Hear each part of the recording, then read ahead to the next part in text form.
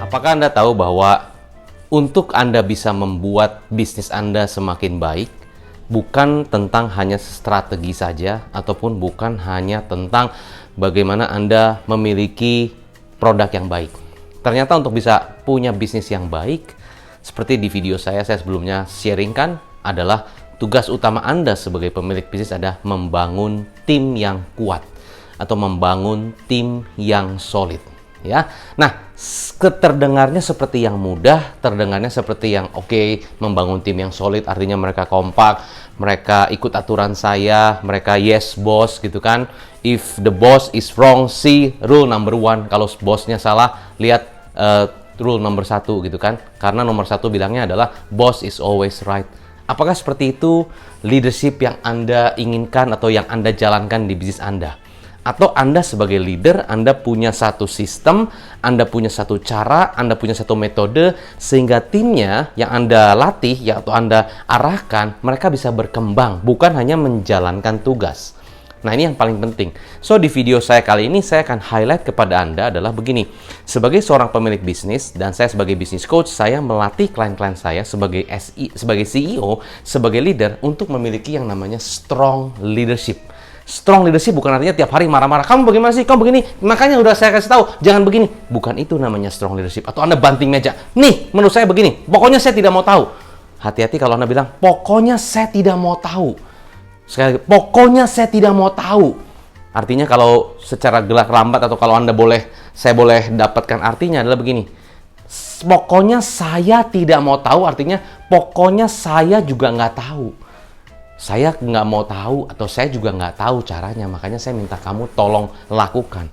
Kan gitu kan? Pokoknya saya tidak mau tahu, artinya pokoknya aku juga nggak tahu. Kan gitu.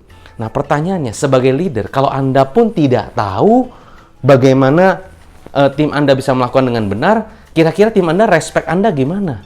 Itu aja sih pertanyaan saya. Sir Alex Ferguson adalah dia seorang leader yang berkarakter, punya karisma yang strong, dan punya sosok leadership yang benar-benar kuat banget. Jadi dia bukan hanya sebagai seorang coach, tapi dia juga sosok leader yang bukan hanya dia bisa membawa timnya juara, tapi dia bisa membuat karakter setiap orang di dalam kesebelasan tersebut punya karakter yang berbeda, dan mereka punya ownership yang tinggi. Di samping juga dia mengasah skillnya dalam bermain bola dan juga communication skill dan juga attitude-nya.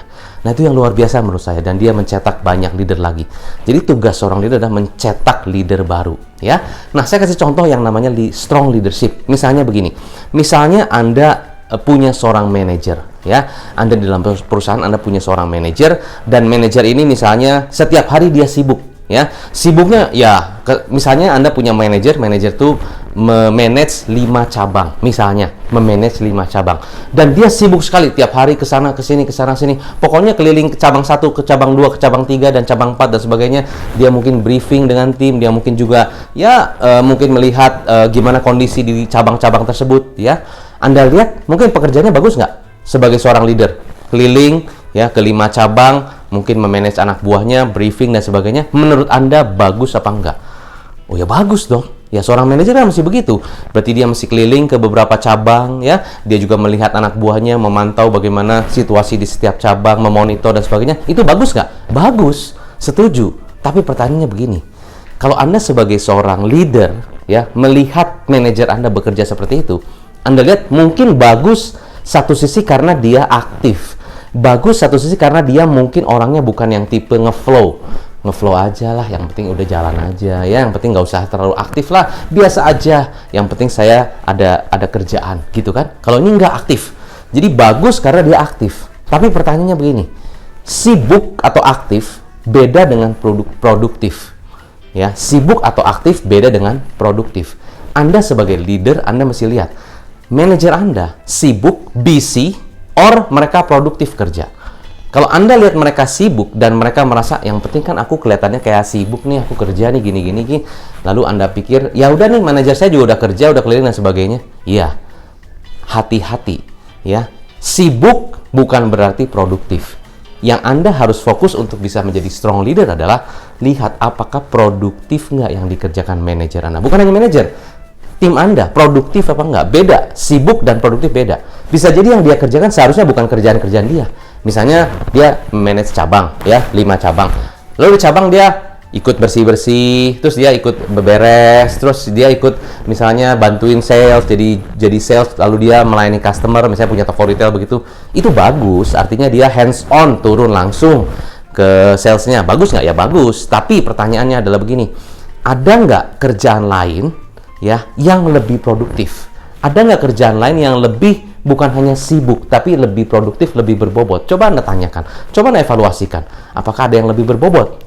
Nah, itu pertanyaan saya. Jadi poin saya adalah bukan hanya fokus kepada sibuknya, not the busyness, tapi the productive. Produktif itu adalah berbobot. Contohnya begini, misalnya tadi dia seorang manajer, tapi dia masih melayani customer, masih turun juga ikut bersih-bersih ya. Mungkin masih ya hal-hal kecil dia masih lakukan dan sebagainya, sibuk sana sini gitu kan.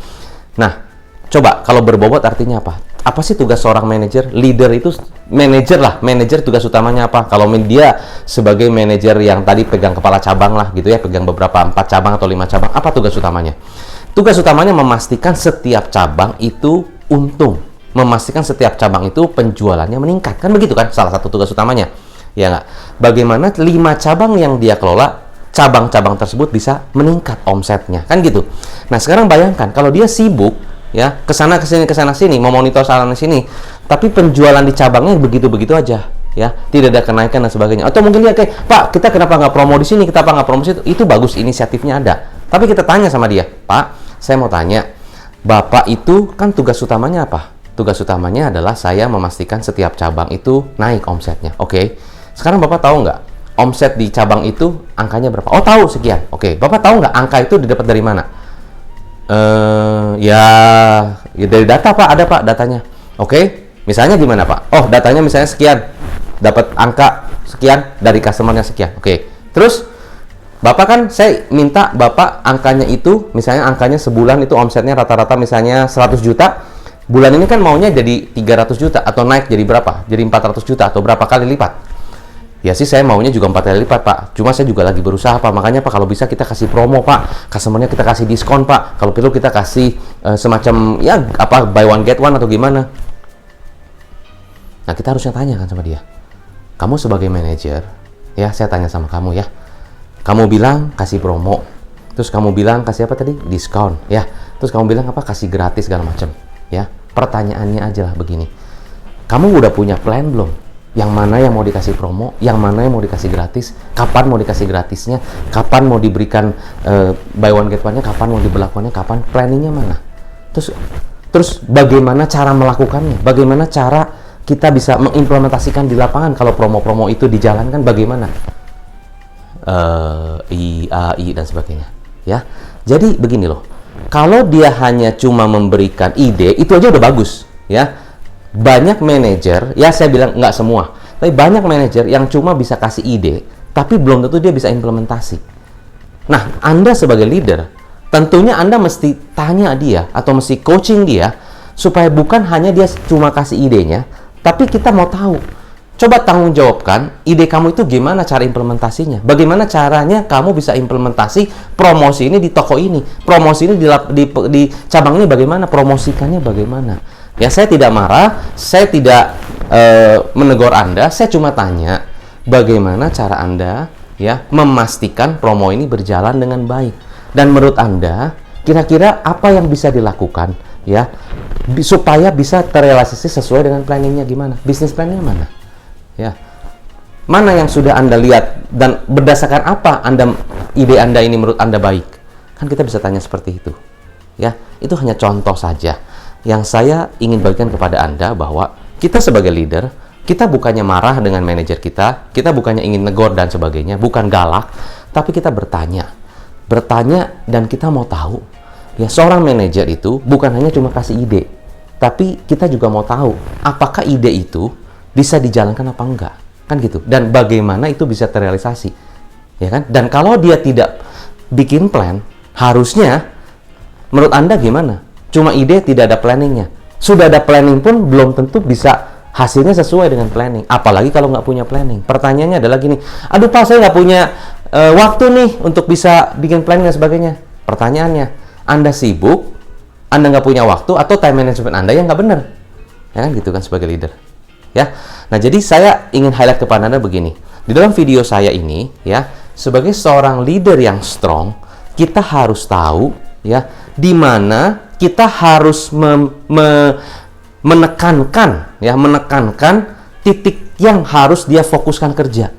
Jangan kita cuma ya pokoknya kamu begini pokoknya.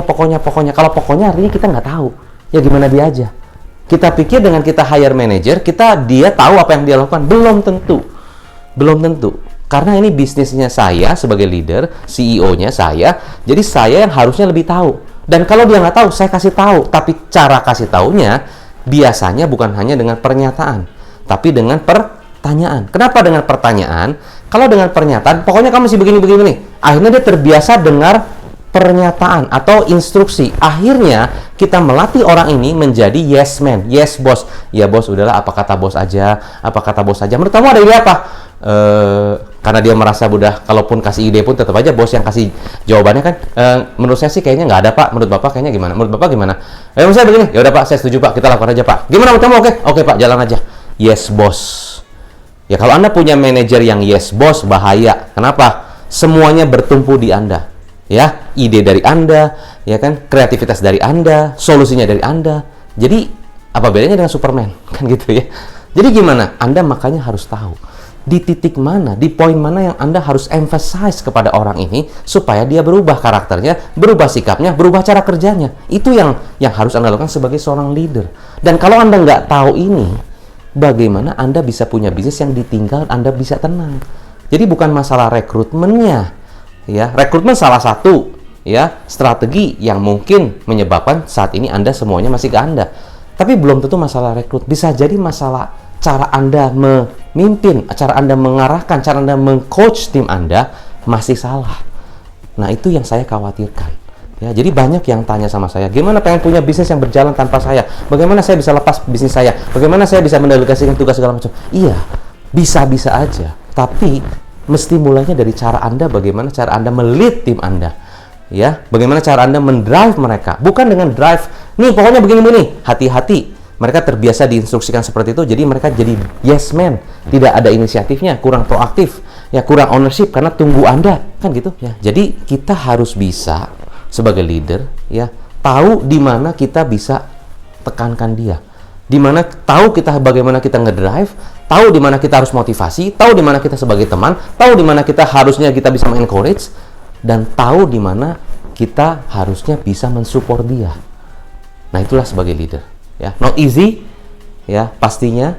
Namanya juga the art of leadership. Tapi kalau Anda bisa memaksimalkan itu, saya yakin tim Anda akan semakin kuat. Anda pun bisa menjadi Sir Alex Ferguson.